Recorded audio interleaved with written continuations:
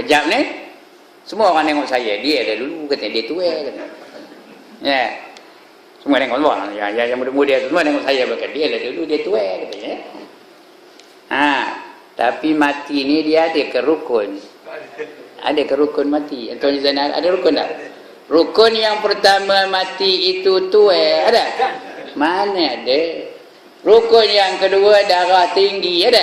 Ada ke cikgu? Darah tinggi mana ada? Rukun yang ketiga kencing manis ada? Rukun yang keempat gaut ada? Mana ada? Rukun mati itu bila sampai masanya dia tetap akan datang. Tetap akan berlaku. Bila mereka mau tu sampai keseruannya dia pun datang. Tak tahu entah bila-bila. Sebab itu rahsia hanya Allah sahaja yang tahu. Baik, kita baca sikit lagi. Ini pun Qul innal mautal ladzi tafirruna minhu fa innahu mulaqikum, kata Allah dalam surah Al-Jumu'ah ya. Ayat 8. Surah Al-Jumu'ah ayat 8. Qul, katakan, innal mauta, sesungguhnya maut, allazi yang tafirruna minhu, yang kamu nak lari daripadanya itu. Kita ni kalau boleh janganlah mati dulu. Biarlah tua dulu baru mati. Janganlah mati kejap ini. Biarlah lambat sikit. Aku belum kahwin lagi katanya. Padahal dah berapa ada isteri pun ya. Jangan matilah tu. Aku nak hidup 1000 tahun lagi. Tak ada orang yang nak mati pun. Siapa nak mati angkat tangan? Ada orang nak mati angkat tangan? Siapa tak nak mati? Siapa nak masuk syurga angkat tangan? Tak ada. Siapa nak masuk syurga angkat tangan? Atau kalau nak masuk syurga kenalah mati dulu. Tidak bila nak dapat syurganya. Itu dia. Katakanlah bahawa mati yang kamu nak lari daripada itu, fa innahu mulaqikum, sesungguhnya dia tetap akan menemui kamu. Malaikat maut itu datang. Tak payah diundang, dia tetap datang. Artinya kata olehmu bahawasanya mati yang lari kamu daripadanya itu, maka bahawasanya ia mendapat akan kamu. Dan sabda Nabi SAW, aksiru zikraha zimil lazzati fa innahu ma zakarahu ahadun fi dhiqin minal aishi la wassa'ahu wa la fi si'atin illa dayyaqaha. Artinya banyakkan oleh kamu menyebut akan mati. Menyebut akan mati itu bukan mati,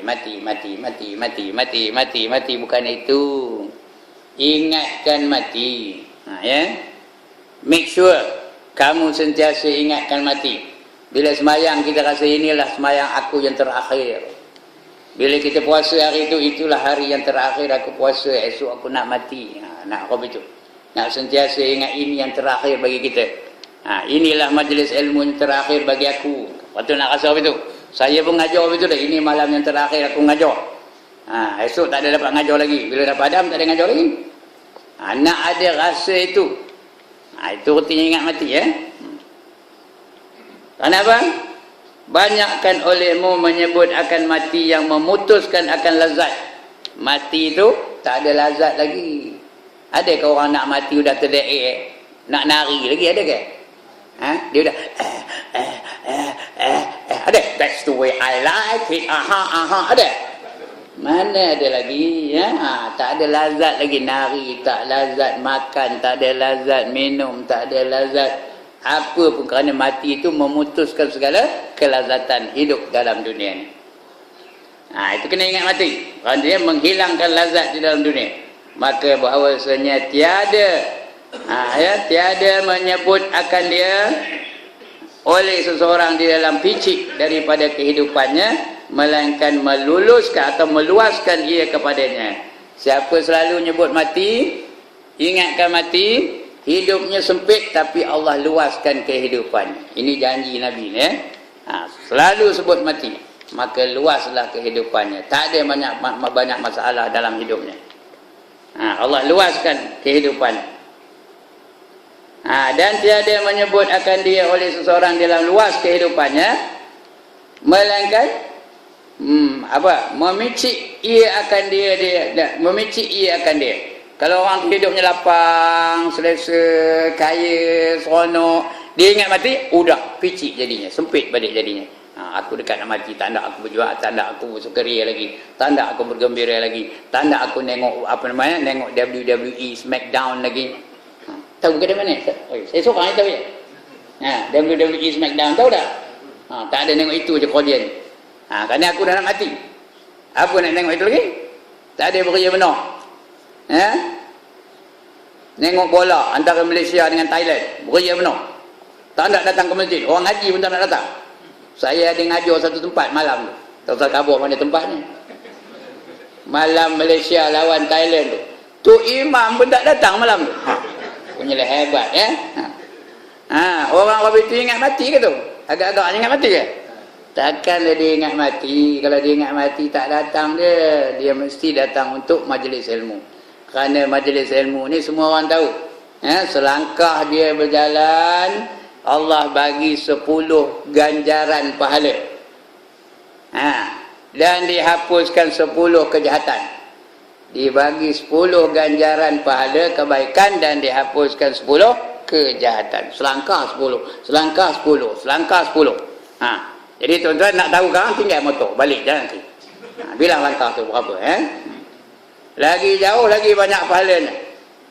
Macam saudara kita ni dari Myanmar, mana dia dah.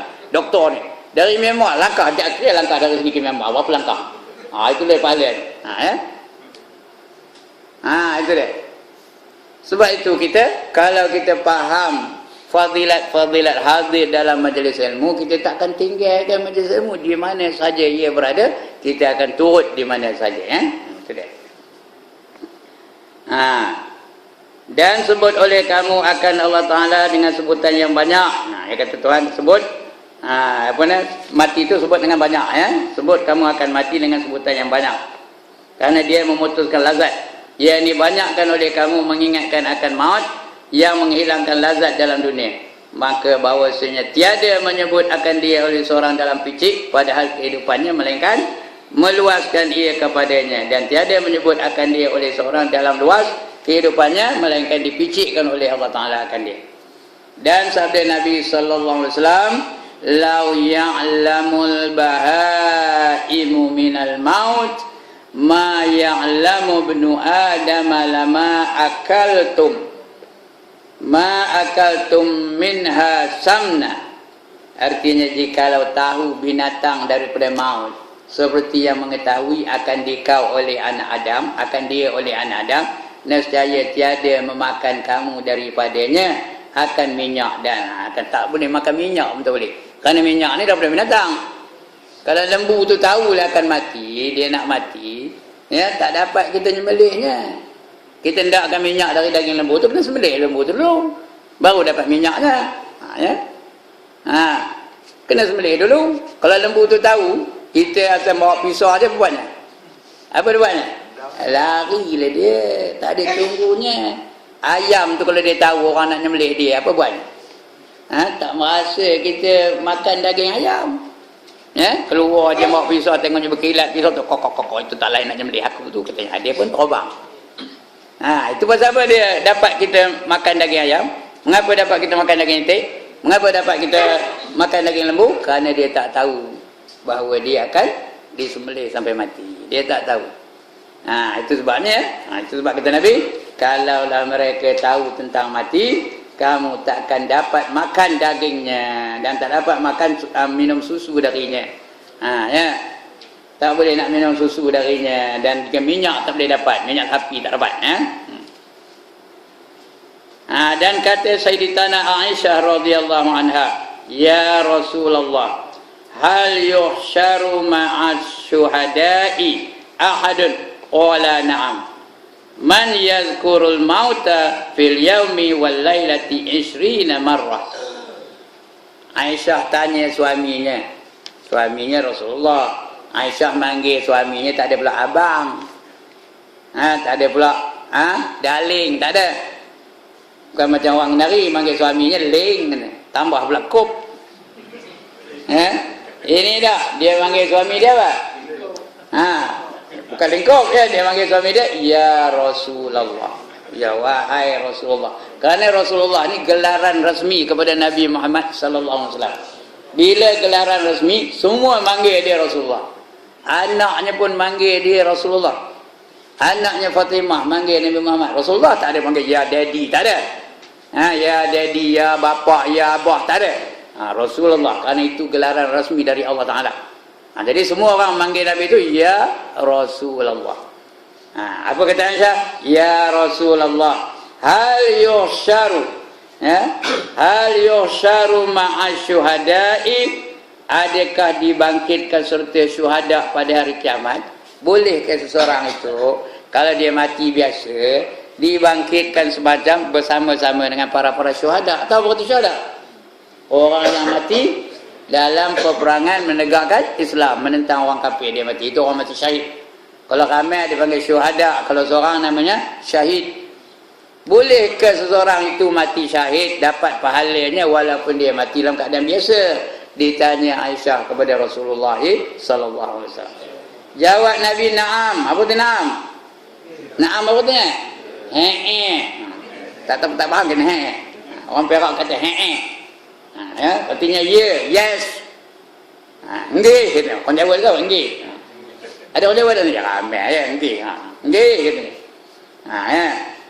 Orang Arab na'am, ya katanya.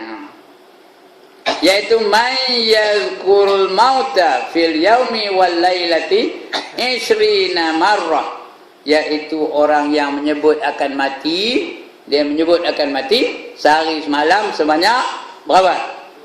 Sebanyak 20 berapa? 20 kali sehari semalam, ya. Orang yang menyebut akan maut sehari semalam 20 kali. Ada lagi satu hadis yang mengatakan 25 kali. Jadi selalu sebut Allahumma hawwin alayya fi sakaratil maut wa barik li fil maut wa fi ma ba'dal maut. Ya Allah, ya Tuhanku, ya, mudahkanlah aku ketika menghadapi sakaratul maut. Mudahlah aku bila sedang menghadapi sakaratul maut. Jangan ada teruk benar mati aku ni.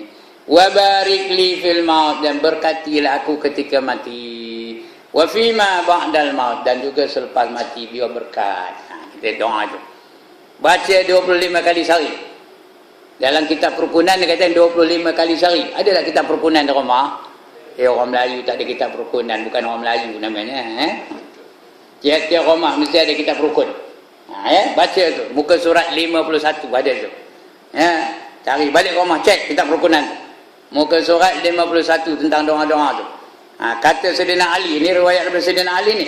Barang siapa membaca doa ini 25 kali sehari, dia akan ditempatkan bersama-sama dengan para syuhada. Ndak kita tak? Sekali lagi, ndak kita tak? Atas? Buatlah, baca aja lah. Apa bacanya? Allahumma hawwin alayya fi sakaratil maut. Itu kalau seorang-seorang. Kalau tu imam, Allahumma hawwin alaina. Jangan alayya, alaina fi sakaratil maut. Ya Allah, permudahkanlah kami ketika menghadapi sakaratul maut. Wa barik li. Itu kalau seorang. Kalau tu imam, wa barik lana. Jangan sambung lagi fima razaqtana pula begini. Wa barik lana fil maut. Berkatkanlah kami ketika keadaan mati itu, dalam mati itu, dalam masa nak mati itu berkatkan. Kalau berkat katanya mati itu mudah dan dia diampunkan dosanya. Wa barik lana fil maut. Kalau seorang wa barik li fil maut wa fima ba'dal maut, dan juga selepas mati, berkatkan kami selepas mati. Itu doanya. Tiap-tiap hari baca berapa kali? 25 kali. Paling komannya 21 kali. Ada macam-macam variasi, macam-macam macam-macam pendapat. Ada yang mengatakan 25 kali, ada yang mengatakan 21 kali, ada yang mengatakan 20 kali. Kalau ikut hadis ni 20 kali. Betul lah belakang tu. Yang tak betul, langsung tak baca. Itu yang tak betul ni. Okey. Hai Rasulullah, adakah dibangkitkan serta syuhada pada hari kiamat akan seseorang? Maka sabdanya bahkan. Bahkan tu na'am, cakapnya bahkan, resminya bahkan. Cakap kitanya apa? Ada. Bahkan iaitu seseorang menyebut akan maut di dalam sehari semalam 20 kali. Dan sabda Nabi sallallahu alaihi wasallam lagi, kafa bil mauti wa'izan. Kafa bil mauti wa'izan. Nah, kalau berhenti, kalau sambung wa'izan. Nah, kalau ada lagi lepas itu. Ya. Memadalah dengan maut itu pengajaran dan penjagaan. Ya. Nah, itu sebab kata seorang wali namanya Ibrahim. Ibrahim apa? Ibrahim Ista. Apa nama wali itu? Ibrahim bin Adham, ya, wali Allah namanya Ibrahim bin Adham. Apa kata dia? Orang bertanya kepada dia, wahai wali Allah, ngapa aku jenuh berdoa tak juga dapat-dapat, tak dikabulkan? Kata Ibrahim bin Adham, macam mana Allah nak kabulkan doa kamu? Katanya. Kamu ngata Allah tu ada, tapi kamu bertindak seolah-olah Allah tak ada. Kamu mengatakan Nabi Muhammad tu Rasul kamu, ikutan kamu, tapi kamu tak pernah pun ikut Rasul. Kamu mengatakan Al-Quran tu adalah perlembagaan hidup kamu, tapi kamu tak pernah ikut Al-Quran dalam hidup kamu. Malahan kamu baca Quran pun tak tahu. Macam mana doa nak kabulkan? Ya? Kamu makan nikmat Allah Ta'ala, tapi kamu tak pernah bersyukur dengan nikmat Allah Ta'ala. Kamu nampak kelemahan dan kesalahan orang lain, tapi kamu tak nampak kesalahan dan kelemahan diri kamu sendiri. Kamu pergi kepada orang mati, tapi kamu tidak ambil iktibar kepada kematian itu. Kita pergi bila dengar orang mati, pergi, tapi kita tak ambil iktibar, tak ambil pelajaran dari kematian itu. Pergi aja begitu. Kadang gelak ketawa pula, kak di majlis orang mati itu. Ya, berulah apa? Dia ni masih hidup, makin bukan habat handal tu. Sama kemarin main judi kita, begitulah cerita. Orang tu dah mati. Ceritakan kami sama lah kata, minum arak sekali, berjudi sekali, berjoget sekali kan ya. Menceritakan hal orang yang dah mati tu. Mengumpat-ngumpat pula dia dah mati. Pada orang mati tu mesti cerita tentang apa? Kebaikan dia je. Lepas mayat ada Datuk Imam tanya, apa khabar ini mayat? Apa jawab? Baik. Ya? Ada kita, apa khabar ini mayat ini dalam masa hidup tak pernah semayang neraka masuk? Tak ada. Tak ada ya, mesti baik aja. Jadi kita tak ambil iktibar dengan kematian. Begitu juga kamu hantar orang mati ke kubur, tetapi kamu tidak ambil pelajaran darinya. Orang mati ke kubur tu kita ngantuk, baca talqin kan, ya. Tapi kita tak ambil pelajaran. Coba kita bayangkan diri kita yang diusung tu. Kita bayangkan, yang diusung tu orang lain sebenarnya, tapi kita bayangkan diri kita ni diusung dia orang. Ditambui. Dari tambui dibacakan talqin. Kita dalam kubur tu, mana rasanya? Patutnya begitu. Tak adalah kita seronok-seronok lagi lepas itu. Barulah kita faham, barulah kita berjaga-jaga dalam kehidupan. Tak adalah kita lalai daripada mengingati Allah lagi. Ya. Lagi apa? Kata dia Ibrahim Adham. Kamu pergi menghantar jenazah ke kubur, kamu pergi ke tanah perkuburan, tapi kamu tidak ambil iktibar daripada peristiwa di tanah perkuburan itu. Kamu pergi kubur tengok banyak jenazahnya, banyak batu nisan sana sini kiri kanan. Tapi kamu rasa itu Damel mati bukan aku ni. Balik rumah seronok lagi kak ngadap kotak bingung di rumah tu. Ada tak Damel kotak bingung di rumah? Ada ke tak ada? Atau kalau ingat mati seronok ke tengok kotak bingung tu? Ya. Inilah dia sebab mengapa doa-doa kita tidak dimakbulkan oleh Allah, kata Ibrahim bin Adham, ya. Itu dia. Kemudian apa lagi kata sabda Nabi, ya? Apa lagi sabda Nabi sallallahu alaihi wasallam? Taraktu bainakum wa'izina samitan wa natiqan. Fasamitul maut wan natiqul Quran. Artinya aku tinggalkan antara kamu itu dua pengajaran dan penjagaan yang mengingatkan akan kamu. Pertama yang diam, tak cakap, yang diam aja. Kedua yang berkata-kata. Maka yang diam tu apa? Yang diam tu apa? Orang mati mana dia bercakap, dia diam aja. Kalau dia bercakap, entahlah ya. Dia dah mati tu, ada diam tu. Itu kita datang. Oh, ada kamu ya, kenapa dah? Lari pun. Dia mati tu diam, tak bercakap. Ini aku tinggalkan kamu dua perkara, kata Nabi. Satu diam, iaitu mati. Mati tu diam, tak bercakap-cakap. Ya. Yang kedua, berkata-kata apa? Quran. Quran tu berkata-kata, kita kena baca dia. Quran tu kena baca dengan bacaan yang betul. Jangan main langgar aja. Baca tu dengan betul. Kerana Quran ni dia ada yang mengandungi hukum hakam. Ada ikhfa, ada idgham, ada izhar, ada iqlab. Ada mad wajib, ada mad jaiz. Kena ikut hukumnya Quran tu. Kena belajar membacanya pun. Jangan kita belajar masa sekolah rendah tu tinggal langsung tak baca-baca lagi. Tak belajar lagi sampai dah tua tak belajar lagi. Kena belajar betul-betul. Bukan main melanggar aja. Kerana dia bukan cakap Melayu je lah tak ada hukum. Cakap Melayu ada hukum ke? Ada ikhfa bahasa Malaysia ada? Saya hendak ke sungai Manik ada? Mana ada hukum? Baca lah macam mana pun. Pasir pun boleh, pasyur pun boleh, pasyak pun boleh. Lagi apa? Sebut macam mana pun tak apa. Tapi Quran tak boleh. Dia mesti baca mengikut sebutan yang sebenarnya. Ejaan yang sebenarnya. Hukum yang sebenarnya. Waqina azaban nar. Ada dengar situ ya. Waqina azaban nar. Rabbana atina fid dunya hasanah. Rabbana atina. Panjang tu. Mad jaiz munfasil. Ikut mazhab Syafi'i dia panjang tu ya. Lain orang Arab tu, ada orang Arab tu 2 harakat je. Rabbana atina. Itu apa? Ada mazhabnya yang baca macam tu. Tapi yang masyhurnya mad jaiz munfasil tu dia 2 harakat atau 4 harakat atau 5 harakat. Jadi panjang tu. Rabbana atina fid dunya hasanah. Bila sebut hasanah tu tarik nafas lain. Jangan hasanah waqtina, tak boleh. Hasanah tu tarik nafas lain. Wa fil akhirati hasanah, tarik nafas lain. Wa qina azaban nar. Dengung tu. Wa qina azaban nar. Bukan wa qina azaban nar, itu melanggar aja. Nanti Quran tu akan melaknat dia balik. Kena baca Quran tu mengikut tartilnya, hukumnya. Warattilil Quran tartila, kata Allah ya. Bacalah kamu Al-Quran dengan tartil. Jadi kita kena baca Al-Quran ni.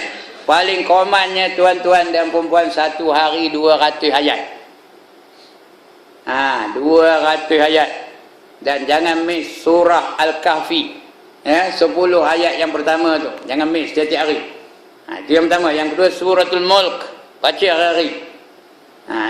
Yang lain-lain itu bukan tak baca pula. Baca juga lah. Terutama. Itu 2 surah tu tadi. 200 ayat sehari. Bukan panjang benar. Kejap aja.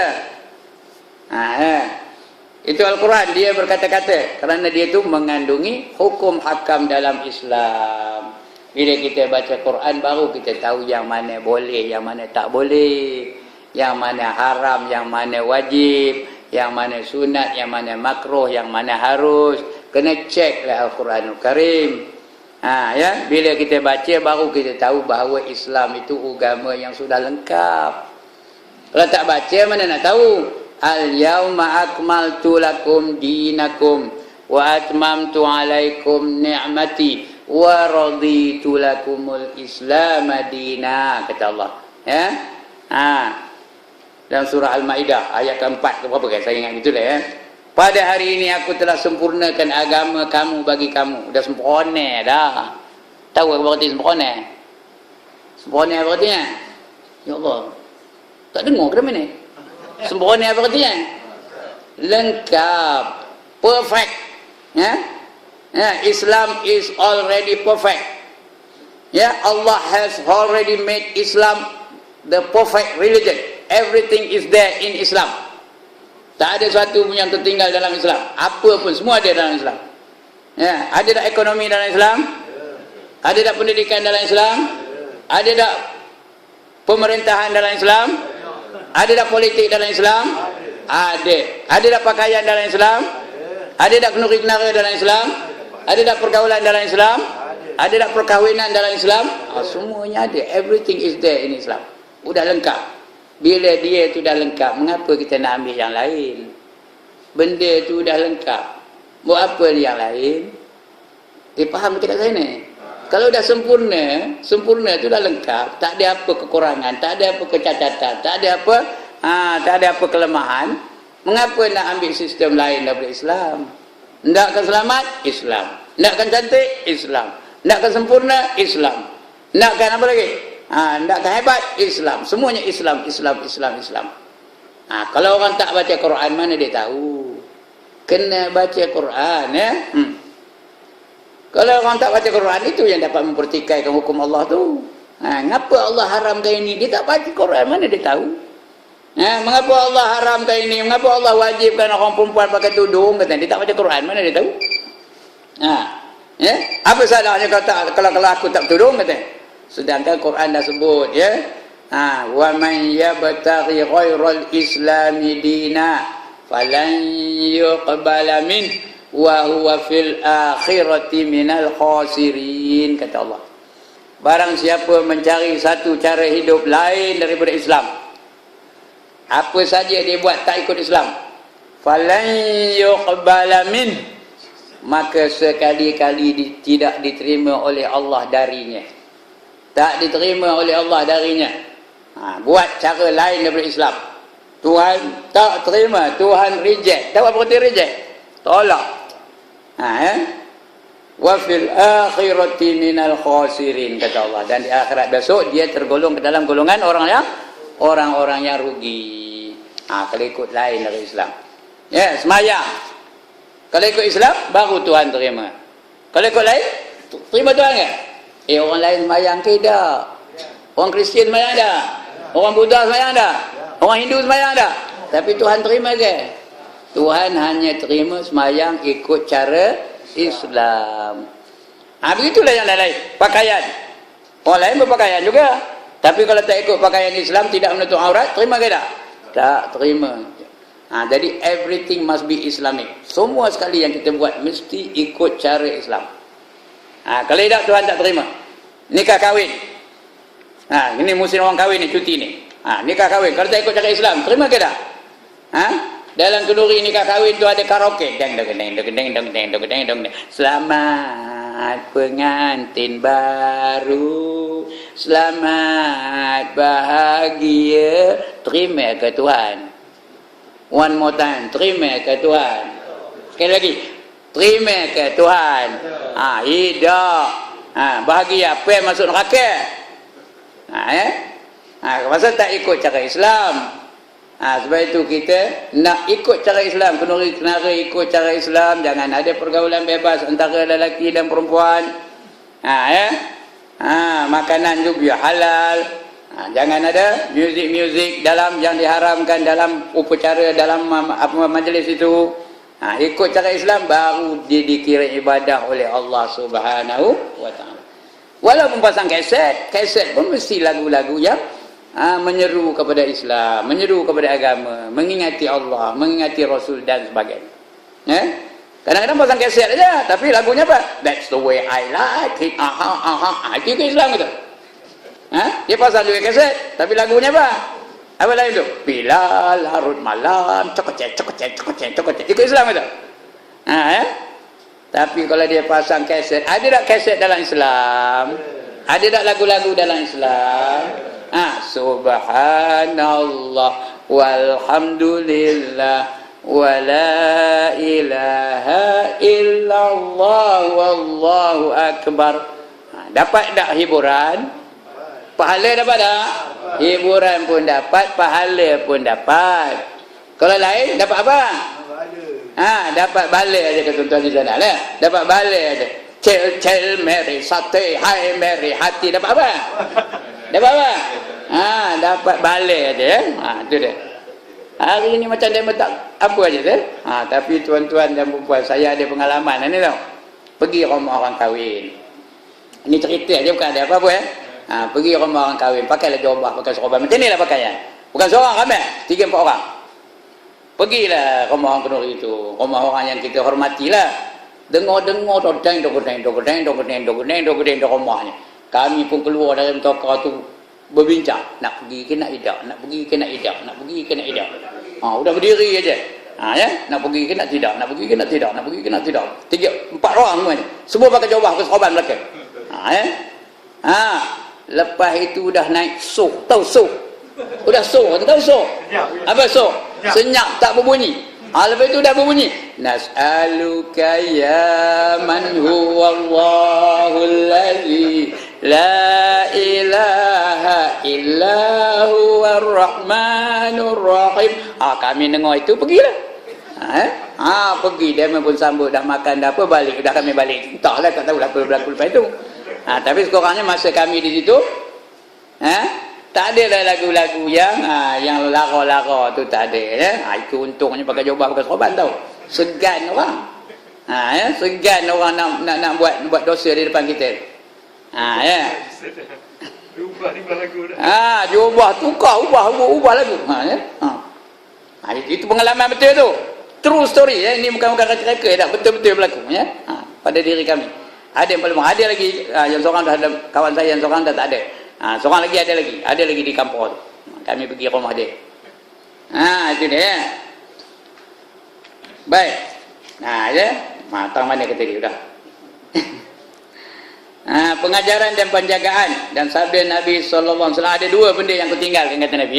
Satu yang diam iaitu mati, lagi satu yang berkata-kata iaitu Al-Quranul Karim. Bila kita baca Al-Quran baru kita tahu apa yang terkandung dalam ajaran Islam. Kita tahu yang ini haram, yang ini halal, yang ini wajib, yang ini sunat, yang ini makruh, yang ini harus, kita tahu Bila baca baru tahu. Kalau tak baca mana nak tahu. Sebab itu dianjurkan tuan-tuan yang udah pencin-pencin ni, apa kerja lain lepas subuh tu buat apa?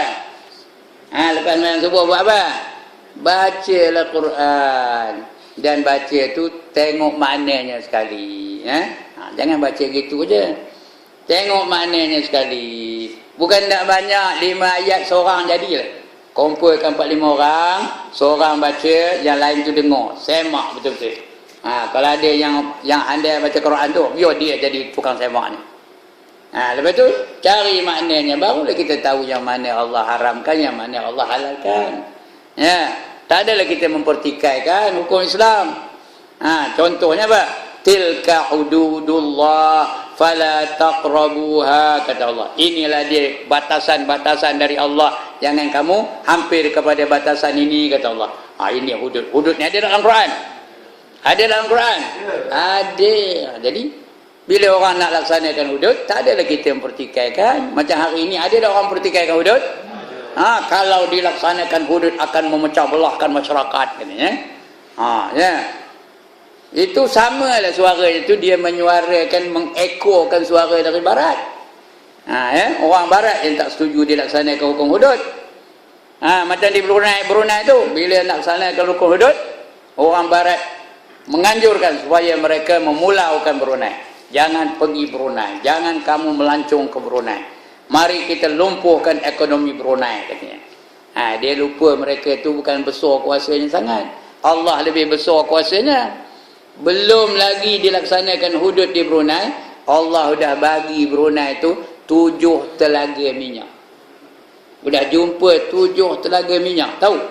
Boleh bertahan berapa lama? 600 tahun boleh bertahan. 600 years, you know, can last for 600 years. Itu baru sekarang ni baru jumpa 7. Jadi apa nak lumpuhkan ekonomi? Sebab dalam dunia ni minyak laku ke tak? Boleh orang pulau ke minyak? Mana ada orang nak pulau minyak? Dia mesti laku. Kamu mahu tak mahu ke, suka tak suka, kita beli minyak dari Brunei.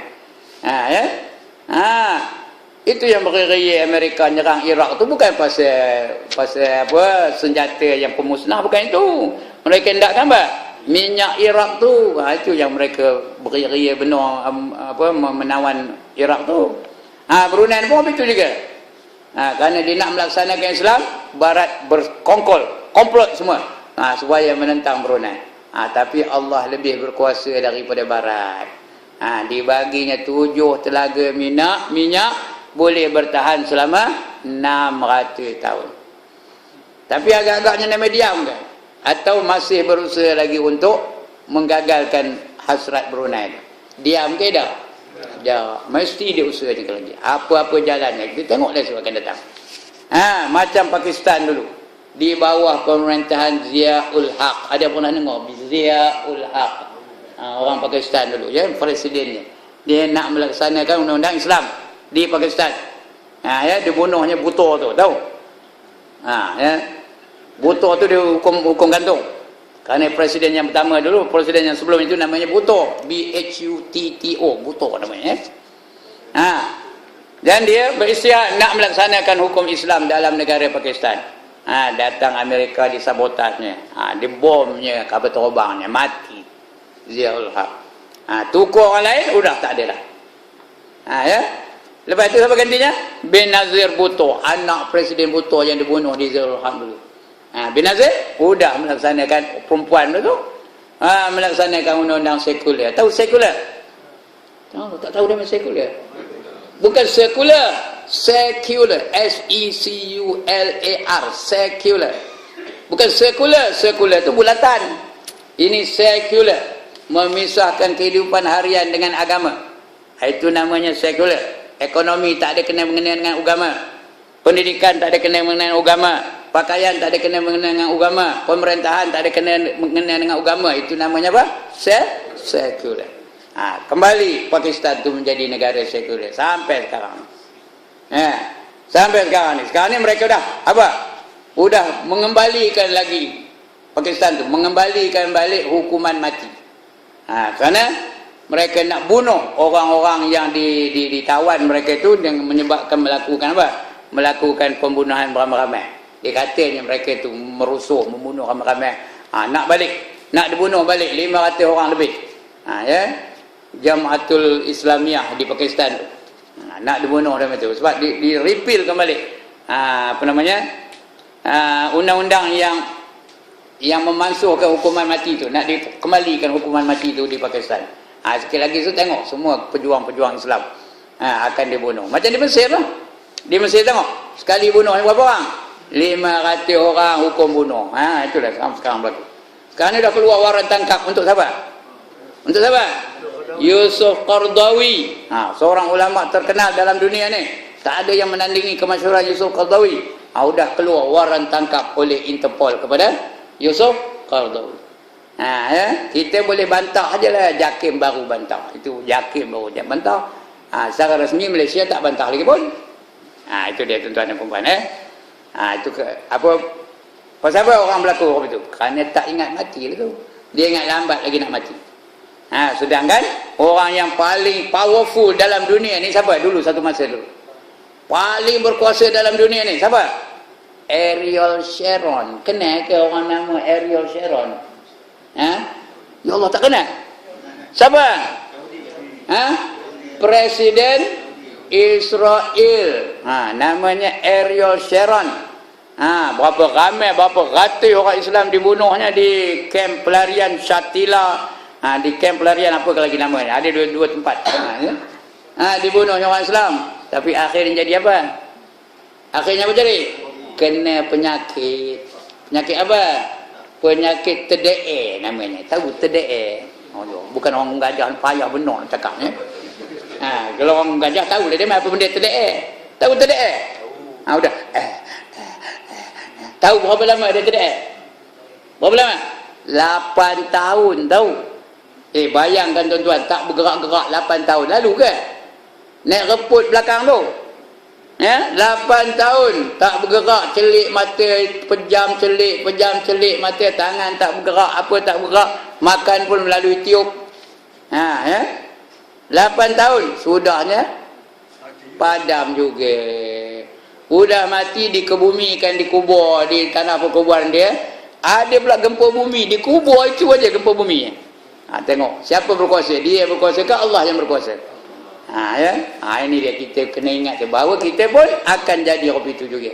Macam mana powerful kita pun, macam mana berkuasa kita pun, nanti kita pun akan menghadapi situasi yang seperti itu.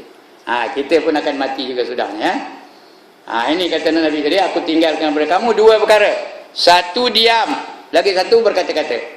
Jadi yang diam tu kita jadikan iktibar bagi kita, bahawa kita pun akan jadi orang itu.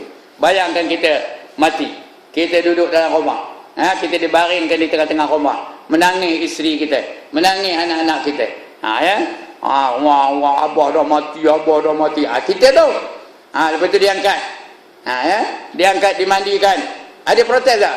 Kita udah dimandikan, ada kita protes tak? Jangan tak sini geli, tak ada. Ya. Tak mana pun nak digosok dia kuat ke tak kuat ke, ngikut aja kita. Lepas tu dikapankan. Ya, kalau orang lelaki berapa lah? Tiga lapis.